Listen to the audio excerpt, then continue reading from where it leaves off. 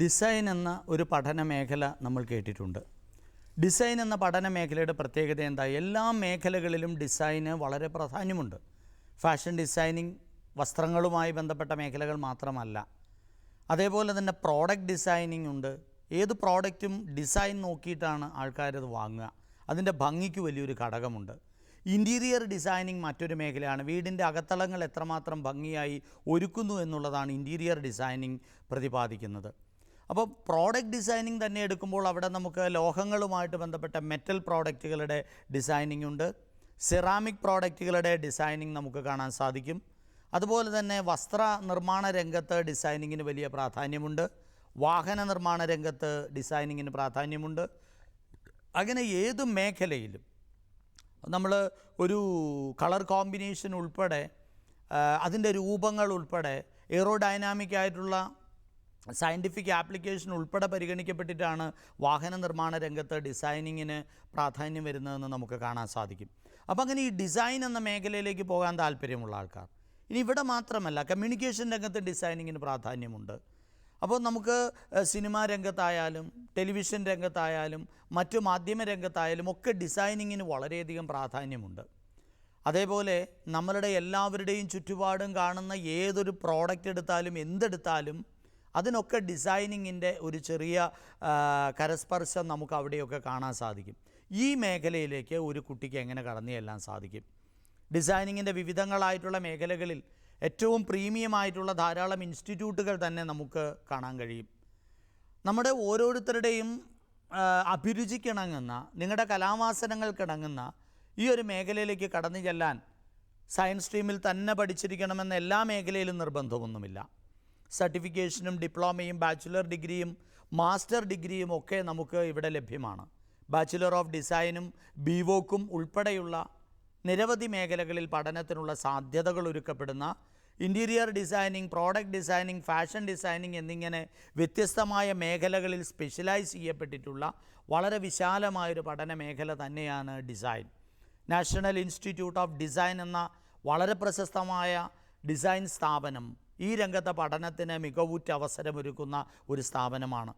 ഇവിടേക്ക് പഠിക്കാൻ ആഗ്രഹിക്കുന്ന കുട്ടികളെ സംബന്ധിച്ചിടത്തോളം അവരുടെ ഡിസൈൻ താൽപ്പര്യങ്ങൾ ഉൾപ്പെടെ പരീക്ഷിക്കപ്പെടുന്ന national institute of design NID DAT എന്ന് പറയുന്ന ഡിസൈൻ ആപ്റ്റിറ്റ്യൂഡ് ടെസ്റ്റാണ് ഇവർ എഴുതി പാസ്സാവേണ്ടത്. ആ പരീക്ഷയുടെ അടിസ്ഥാനത്തിലാണ് നാഷണൽ ഇൻസ്റ്റിറ്റ്യൂട്ട് ഓഫ് ഡിസൈൻ പോലുള്ള സ്ഥാപനങ്ങളിൽ അഡ്മിഷൻ കിട്ടുക.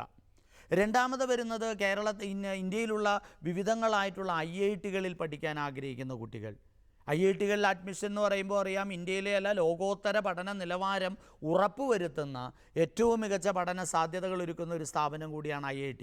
എഞ്ചിനീയറിംഗ് പഠനം മാത്രമല്ല, IITയിൽ ഹ്യൂമാനിറ്റീസ് വിഷയങ്ങൾ, ഇതുപോലുള്ള ഡിസൈൻ പോലുള്ള സബ്ജക്റ്റുകൾ, ബേസിക് സയൻസ് ഒക്കെ മികച്ച രീതിയിൽ പഠിച്ച് പുറത്തിറങ്ങാനുള്ള അവസരങ്ങൾ ഒരുക്കുന്ന സ്ഥാപനമാണ് ഇന്ത്യൻ ഇൻസ്റ്റിറ്റ്യൂട്ട് ഓഫ് ടെക്നോളജികൾ. അപ്പോൾ ഇവിടെ അഡ്മിഷൻ ആഗ്രഹിക്കുന്ന കുട്ടികൾക്ക് വേണമെങ്കിൽ UCED പോലുള്ള പരീക്ഷകളിലൂടെ കടന്നു ചെല്ലാൻ സാധിക്കും. ഇനിയുമുണ്ട് ആർക്കിടെക്ചർ പോലുള്ള ഇൻറ്റീരിയർ ഡിസൈൻ പോലുള്ള മേഖലകളിലേക്ക് പോകാൻ ആഗ്രഹിക്കുന്നുവെങ്കിൽ നിങ്ങൾക്ക് നാട്ട പോലുള്ള പരീക്ഷകൾ എഴുതി ചില സ്ഥാപനങ്ങളിലൊക്കെ അഡ്മിഷൻ അതിനെ ബേസ് ചെയ്തിട്ടായിരിക്കും അഡ്മിഷൻ കിട്ടുക. അപ്പോൾ ഇങ്ങനെ മത്സര പരീക്ഷകളിലൂടെ അഡ്മിഷൻ കിട്ടാനുള്ള പ്രീമിയം ഇൻസ്റ്റിറ്റ്യൂട്ടുകൾക്കൊപ്പം തന്നെ സാധാരണ ബിവോക്ക് പോലുള്ള മത്സര പരീക്ഷകളില്ലാതെ മാർക്കിനെ ബേസ് ചെയ്തിട്ടും നിങ്ങളുടെ താല്പര്യത്തെ ബേസ് ചെയ്തുമൊക്കെ അഡ്മിഷൻ നേടിയെടുക്കാൻ കഴിയുന്ന അനവധി സ്ഥാപനങ്ങളും നമ്മുടെ ചുറ്റിലുമുണ്ട്. അപ്പോൾ സ്വാഭാവികമായിട്ടും നിങ്ങളുടെ പഠന ക്രമങ്ങളെ ഈ ഒരു മേഖലയിൽ അഭിരുചി ഉണ്ട് എങ്കിൽ തീർച്ചയായിട്ടും അങ്ങോട്ട് കൊണ്ടുപോകാം. കാരണം വളരെ വലിയൊരു പ്രതിഫലം കിട്ടുന്ന മേഖലയാണ് ഡിസൈനിങ് എന്ന് പറയുന്നത്. ഒരു പ്രോഡക്റ്റിൻ്റെ വിൽപ്പനയെ, അതിൻ്റെ വിജയത്തെ ഏറ്റവും അധികം സ്വാധീനിക്കുന്നത് ആ ഒരു പ്രോഡക്റ്റിൻ്റെ ഡിസൈനിങ് എന്ന് പറയുന്ന വശമാണ് എന്ന് നമുക്കറിയാം. അതുകൊണ്ട് തന്നെ പ്രോഡക്റ്റ് ഡിസൈനിങ് എന്ന് പറയുന്ന മേഖലയിൽ വളരെ വിപുലമായ സാധ്യതകളുണ്ട്. നമ്മളിപ്പോൾ ഒരു കാറായാലും അതല്ല വേറൊരു പേനയാണെങ്കിൽ പോലും നമ്മൾ വാങ്ങിക്കുമ്പോൾ അതിൻ്റെ ഡിസൈനിങ് എത്രമാത്രം ആകർഷകമാണ് എന്നുള്ളതാണ് നമ്മൾ ആദ്യം നോക്കുക. അത് കഴിഞ്ഞിട്ടാണ്. അപ്പോൾ അതിനകത്ത് ആ ഡിസൈനിങ്ങിന് അതിൻ്റെ രൂപഭാവം വരും, അതേപോലെ തന്നെ അതിൻ്റെ കളർ കോമ്പിനേഷൻസ് വരും, എത്ര മാത്രം അട്രാക്റ്റീവാണ്. അത് കഴിഞ്ഞ് സെക്കൻഡറിയാണ് ആ സാധനത്തെ നമ്മൾ യൂസ് ചെയ്തിട്ട് അത് യൂസർ ഫ്രണ്ട്ലി ആണോ ഈ ഡിസൈനിങ് എന്നതിനെക്കുറിച്ച് നമ്മൾ പരിശോധിക്കുക.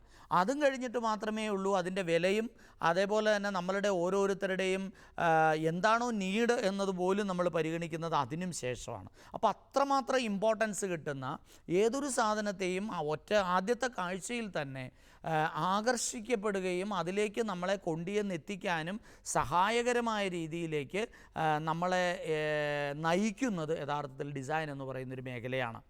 അപ്പോൾ പ്രോഡക്റ്റ് ഡിസൈനിങ് മേഖലയിൽ നമുക്ക് ഡിസൈനർ മാത്രമല്ല ആവാൻ കഴിയുക, അതേപോലെ തന്നെ കമ്മ്യൂണിക്കേഷൻ ഡിസൈനിങ് എന്ന് പറയുന്നൊരു മേഖലയുണ്ട്, ലോജിസ്റ്റിക് ഡിസൈനിങ് ഉണ്ട്. നമുക്ക് ശരിക്കും പറയാം അതൊരു പ്ലാനിങ്ങുമായിട്ട് കൂടി ബന്ധപ്പെട്ടിട്ടുള്ള ഒരു മേഖലയാണ് എന്ന് നമുക്ക് കാണാൻ കഴിയും. അപ്പോൾ ലോജിസ്റ്റിക് ഡിസൈനിങ് ഉണ്ട്, അതേപോലെ തന്നെ നമുക്ക് ഒരു പ്രോഗ്രാം ഡിസൈനിങ് എന്ന് പറയുന്നൊരു മേഖലയുണ്ട്. ഇവിടെയൊക്കെ ഡിസൈനിങ്ങിൻ്റെ വലിയ വലിയ തരത്തിലുള്ള ആപ്ലിക്കേഷൻ നമുക്ക് കാണാൻ സാധിക്കും. ഈ സാധ്യതകളെ എത്രമാത്രം ഭംഗിയായിട്ട് നമുക്ക് പഠന മേഖലയിൽ സ്വായത്തമാക്കിക്കൊണ്ട് നമ്മുടെ തൊഴിൽ മേഖലയിലേക്ക് കടന്നു ചെല്ലാൻ കഴിയുമെന്നുള്ളതാണ് ഒരു കുട്ടിയുടെ ഈ രംഗത്തെ വിജയത്തിൻ്റെ അടിസ്ഥാനം. കഠിനാധ്വാനം ആവശ്യമുള്ള, വളരെയധികം ചിലപ്പോൾ സ്ട്രെസ്സ് വരുന്ന ഒരു മേഖലയും കൂടിയാണ്. നമ്മൾക്ക് ടൈം ബൗണ്ടഡ് ആയിട്ട് ചെയ്തു തീർക്കേണ്ട ചിലപ്പോൾ വർക്കുകളായിരിക്കാം. ഇതെല്ലാം വളരെ ആർട്ട് ഡയറക്ടർ പോലുള്ള മേഖലകളിലൊക്കെ ഈ ഡിസൈനിങ് മേഖലയ്ക്ക് വലിയ പ്രാധാന്യമുള്ളതുകൊണ്ട് തന്നെ സിനിമാ നിർമ്മാണ രംഗവും പരസ്യ നിർമ്മാണ രംഗവും അതുപോലെ തന്നെ ഈ പ്രോഡക്റ്റ് ലോഞ്ചിങ് പോലുള്ള മേഖലകളുണ്ട്. ഇപ്പോൾ ഒരു ബൈക്കോ അല്ലെങ്കിൽ മറ്റൊരു പ്രോഡക്റ്റോ ലോഞ്ച് ചെയ്യുന്നത് വലിയൊരു ആഘോഷമായിട്ടാണ്. അവിടെയൊക്കെ ഡിസൈനിങ്ങിന് വലിയ വലിയ സ്വാധീനമുണ്ട്. ആ ഡിസൈനിങ്ങിൻ്റെ ഭാഗമായിട്ടാണ് നമ്മളൊരു ബ്രാൻഡ് ഡെവലപ്പ് ചെയ്ത് വരിക. ആ ബ്രാൻഡിൻ്റെ ലോഗോ ഡിസൈനിങ്ങിൻ്റെ പാർട്ടാണ്. ആ ലോഗോയോടൊപ്പം തന്നെ അതിന് വേണ്ടിയിട്ട് അഡ്വർടൈസ്മെൻറ്റിൻ്റെ പാർട്ടായിട്ട് നമ്മൾ ആ ഒരു പ്രോഡക്റ്റിന് നൽകുന്ന ബ്രാൻഡ് അംബാസിഡർക്ക് നൽകുന്ന വേഷവിധാനങ്ങൾ, അതേപോലെ തന്നെ അതിൻ്റെ ബോർഡിന് കൊടുക്കുന്ന യൂണിഫോം, കളറിംഗ് സിസ്റ്റം, എവറിത്തിങ്, എല്ലാം ഈ ഡിസൈനിങ്ങിൻ്റെ പാർട്ടായിട്ട് വരുന്ന മേഖലയാണ്. അപ്പോൾ വളരെ മൈന്യൂട്ടഡ് ആയിട്ടുള്ള സാധാരണ വ്യക്തികൾ കാണാത്ത മേഖലകളിൽ പോലും കണ്ണും കാതും എത്തുന്ന തരത്തിൽ, നമ്മളുടെ ശ്രദ്ധ ചെന്നെത്തുന്ന തലത്തിൽ അത്രയധികം കീനായിട്ട് ഈ ഒരു മേഖലയെ ഒബ്സർവ് ചെയ്യാനും അതിനെ അനലൈസ് ചെയ്യാനും ഡേ ടു ഡേ മാറിക്കൊണ്ടിരിക്കുന്ന ട്രെൻഡുകൾക്കനുസരിച്ച്, ഇപ്പോൾ നമുക്കറിയാം ഒരു 5 വർഷം മുമ്പുണ്ടായിരുന്ന ട്രെൻഡുകളല്ല ഇന്നുള്ളത്. ഒരുപക്ഷെ കഴിഞ്ഞ വർഷമുണ്ടായിരുന്ന ഡ്രസ് പാറ്റേൺസ് അല്ല ഇപ്പോഴത്തെ യുവജനങ്ങളുടെ ഇടയിലുള്ളത്. അപ്പോൾ ആ ഒരു മാറ്റങ്ങൾക്കനുസരിച്ചിട്ട് നമ്മൾ കാലോചിതമായിട്ട് മാറേണ്ടതുണ്ട് എന്ന് മാത്രമല്ല, അതൊരു പ്രൊഡക്ഷൻ യൂണിറ്റിൽ ട്രെൻഡുകൾ മാറി വരുന്നത് ഒബ്സർവ് ചെയ്ത് അതിനനുസരിച്ചിട്ട് അവരുടെ പ്രോഡക്റ്റുകളെ അഡ്വാൻസ് ചെയ്താൽ മാത്രം മതി. പക്ഷേ ഒരു ഡിസൈനറുടെ ജോലി മാറുന്ന ട്രെൻഡുകൾക്കനുസരിച്ച് പോവുക എന്നതല്ല, പുതിയ ട്രെൻഡുകൾ സൃഷ്ടിക്കുക എന്നുള്ളതാണ്. അപ്പോൾ പുതിയ ട്രെൻഡുകൾ സൃഷ്ടിക്കണമെന്നുണ്ടെങ്കിൽ അയാൾ മാർക്കറ്റ് സ്റ്റഡി നടത്തണം. ജനങ്ങളുടെ ചിന്തകളെക്കുറിച്ച്, അവരുടെ ഫാഷൻ ട്രെൻഡുകളെക്കുറിച്ച്, മാറി വരുന്ന കാലാവസ്ഥകളെക്കുറിച്ച് എല്ലാം അറിയാനായിട്ട് അവർക്ക് കഴിയണം. അവരുടെ ചിന്ത, ഇന്ന് നമ്മുടെ കുട്ടികൾ അല്ലെങ്കിൽ നമ്മുടെ യുവജനത, നമ്മുടെ ജനത, ഈ 3 കൂട്ടരും വരുന്നുണ്ട്. കൊച്ചുകുട്ടികൾ മുതൽ പ്രായമായ ആൾക്കാർ വരെ ചിന്തിക്കുന്ന മേഖലകളെ, അവരെന്തൊക്കെ ചിന്തിക്കണം, അവരെങ്ങനെ ചിന്തിക്കണം എന്ന് പോലും തീരുമാനിക്കുന്ന തരത്തിലേക്ക് സോഷ്യൽ മീഡിയയൊക്കെ എടുത്തു കഴിഞ്ഞാൽ അറിയാം. നമ്മൾ എന്ത് കഴിക്കണം, നമ്മൾ എന്ത് ഉണ്ണണം, നമ്മൾ എന്ത് ഉടുക്കണം എന്നൊക്കെ തീരുമാനിക്കുന്നത് ഒരുപക്ഷെ ഈ പറയുന്ന ഡിസൈൻ മേഖലയുടെ കൂടെ ഒരു സാന്നിധ്യം ആണ് നമ്മളെ അതിലേക്ക് നയിക്കപ്പെടുന്നത്. അപ്പോൾ അതെല്ലാം ഈ പറയുന്ന ഡിസൈൻ എന്ന് പറയുന്ന മേഖലയുടെ വലിയൊരു ആപ്ലിക്കേഷനാണെന്ന് നമുക്ക് കാണാൻ കഴിയും.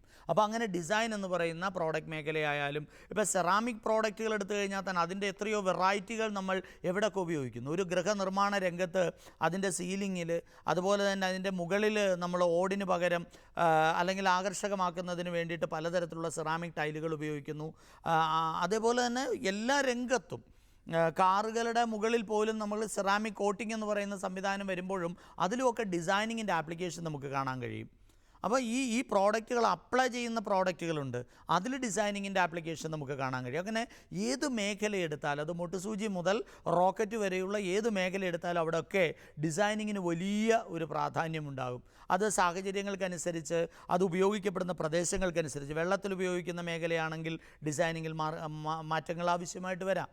അതേപോലെ തന്നെ ചില മൊബൈൽ ഫോണുകളൊക്കെ നമ്മൾ ചെറുതായിട്ടൊന്ന് വെള്ളത്തിൽ പോയാലും കുഴപ്പമില്ല, കാരണം അതിൻ്റെ ഡിസൈനിങ്ങിൻ്റെ പ്രത്യേകതകളാണ് അതൊക്കെ തന്നെ പ്രോഡക്റ്റിൻ്റെ മികവിലേക്ക് നയിക്കപ്പെടുന്നത് ഇത്തരത്തിലാണ്. അപ്പോൾ ജനങ്ങൾക്ക് അവരുടെ ഉപയോഗത്തിന് അനുയോജ്യമായ തരത്തിലേക്ക് പ്രോഡക്റ്റുകളെ കൊണ്ടുവന്നെത്തിക്കുക, അവൻ്റെ ഫാഷൻ ട്രെൻഡുകളെ മാറ്റിമറിച്ചുകൊണ്ട് ഉപയോഗിച്ചു കൊണ്ടിരിക്കുന്ന ഒരു പ്രോഡക്റ്റിനെ അവൻ റീപ്ലേസ് ചെയ്ത് പുതിയ പ്രോഡക്റ്റിനെ അവൻ വാങ്ങുന്ന തരത്തിലേക്ക് മാർക്കറ്റിൽ പുതിയ ചലനങ്ങൾ സൃഷ്ടിക്കുക. ഇതൊക്കെ ഒരു ഡിസൈനറുടെ ചുമതലയാണ്.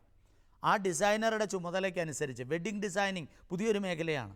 വെഡ്ഡിംഗ് കോസ്റ്റ്യൂം മാത്രമല്ല, അവരിയ്ക്കുന്ന കസേര, അവരുടെ വാഹനം, അത് അണിച്ചൊരുക്കുന്നത് അടക്കമുള്ള മേഖല.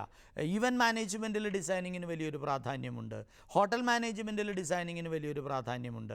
അപ്പോൾ ഇങ്ങനെ എല്ലാ മേഖലകളിലും ഡിസൈനിങ് എന്ന് പറയുന്ന ഒരു പഠന മേഖലയുടെ ആപ്ലിക്കേഷൻ നമുക്ക് വിശാലമായിട്ട് ഉപയോഗിക്കാൻ പറ്റും.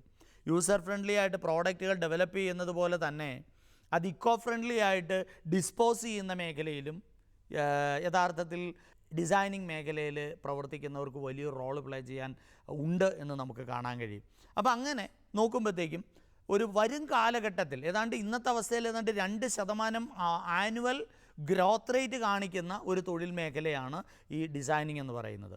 വലിയ പ്രതിഫലം കിട്ടുന്ന, വലിയ പൊട്ടൻഷ്യലുള്ള, വലിയ തോതിൽ നമ്മുടെ കരിയറിനെ വളർത്തി മുന്നോട്ട് കൊണ്ടുപോകാൻ കഴിയുന്ന അവസരങ്ങളുടെ അനന്തമായ സാധ്യതകൾ, അത് ഡിസൈനർ മുതൽ ഒരു വലിയ പ്രോജക്റ്റ് ഡയറക്ടർ വരെ ആയി തീരാൻ കഴിയുന്ന തരത്തിലേക്ക് നമ്മളെ കൊണ്ടുപോകാൻ കഴിയുന്നൊരു മേഖല തന്നെയാണ് ഡിസൈനിങ് എന്ന് പറയുന്നത്.